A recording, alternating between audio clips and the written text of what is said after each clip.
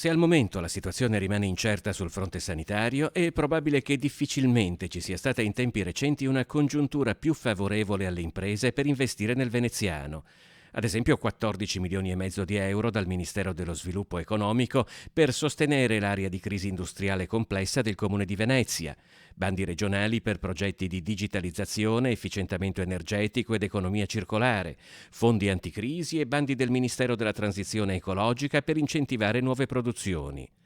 Operatori economici di tutta la Germania sono in videocollegamento con la sede di Marghera della Confindustria per la prima tappa di Born in Venice, un roadshow internazionale attraverso il quale l'area vasta di Venezia e Rovigo si presenta al mondo. Abbiamo voluto rappresentare le potenzialità di un territorio con una grande vocazione industriale, con una grande vocazione culturale, con una grande vocazione turistica e con un'enorme qualità della vita. Affidato alla Camera di Commercio di Venezia e Rovigo, il progetto è organizzato in sinergia con Confindustria Venezia e l'Autorità di Sistema Portuale del Mare Adriatico Settentrionale, col supporto della Camera di Commercio Italiana per la Germania e Venice Promex, e con la volontà di promuovere agli investitori un'area particolarmente attrattiva anche dal punto di vista logistico. La volontà di